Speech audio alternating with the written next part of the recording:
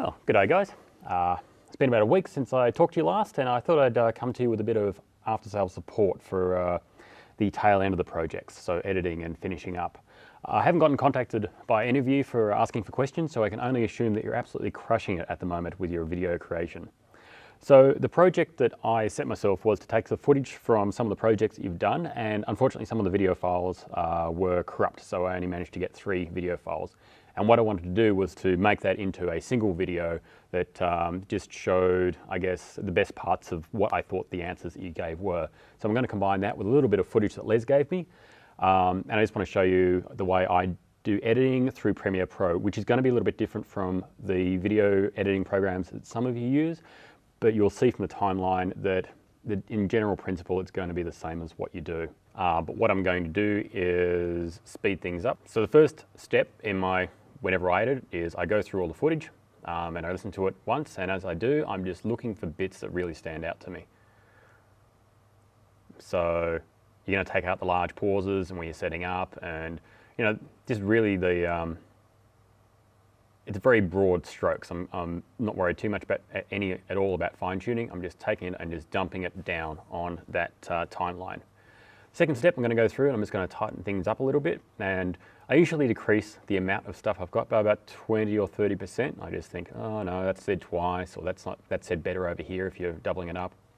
You can really see me just starting to fine tune, but you're really using broad strokes when you're going through on the timeline.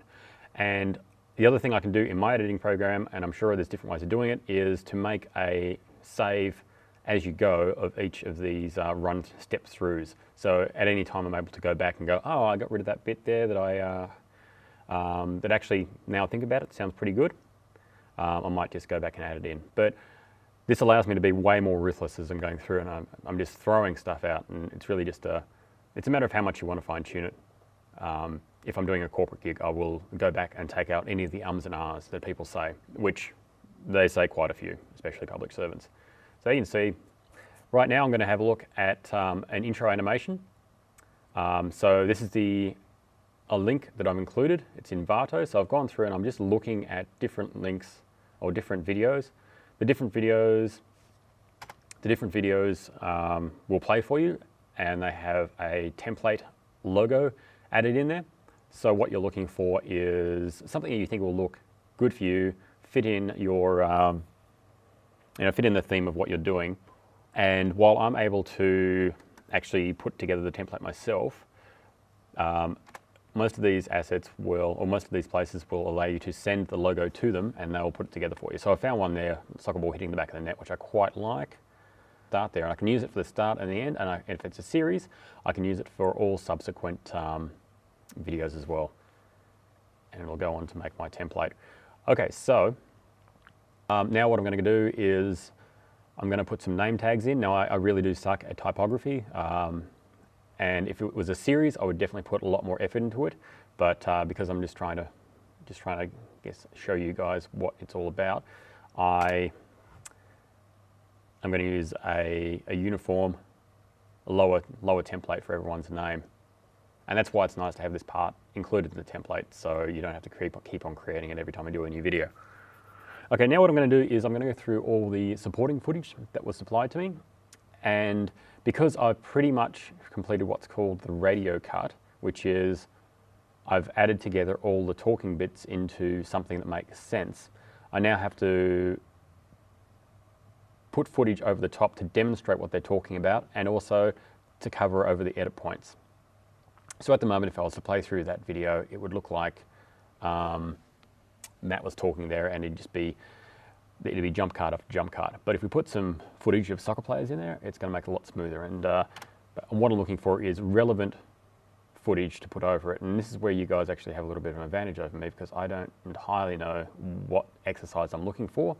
And if you put the wrong, if you put something that's just blatantly incorrect over what they're talking about, it definitely it shows up as being a bit jarring and being a bit amateur. But at the moment, I'm just trying to find things that look good, and I'm going to add them in over the edit points, and again, trying to illustrate what each coach is talking about. Okay, at this point, I also decided that I wanted to further break up each of the segments. by putting a title screen in. And I'm also going to use a little bit of music to use some separation through there. And we have the principle that if they say it, then show it. And that's just really what I'm trying to do here. I guess you guys are going to be the judge of how well I've done this.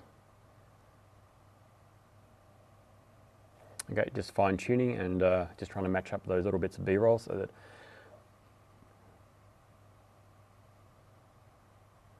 okay, I'm just going to do a final run through just to catch any mistakes that I've made. I usually do that a couple of times, usually with a notepad. I'll watch it from start to end, just make sure I haven't missed anything, and just going through the fine tuning. And the last thing I did was, right at the end, I usually go right back to the start where I've got the rough cuts of the coaches speaking, and just seeing if I missed out any tidbits, because I have been editing quite aggressively, removing things. So I just wanted to make sure that I got like all the best parts of each of the interviews. So I'll go back, have a look, and I actually did find a bit there that I just want to include from Matt's interview.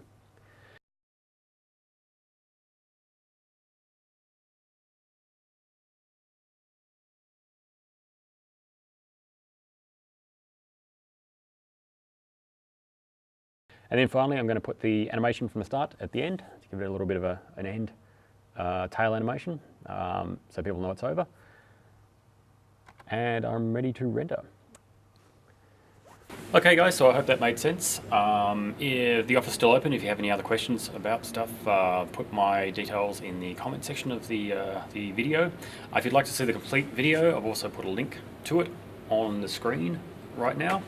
Probably went over my 2-minute rule. I'm not too concerned about that though, because it's pretty much only going to be 10 of you at most watching this thing. So I'm not going to go and put a lot of effort into editing it for just you guys. As I said, the cost-benefit analysis there. Hopefully you were able to follow along a fair bit with what I did. And I've also included or sent Les a link to the all the links that I referred to throughout the course. So if you want to know where the Envato is, or there's a few other helpful links in there as well. So hopefully you guys are well and truly onto it by now. But yeah, that's about it for me. I'll see you later.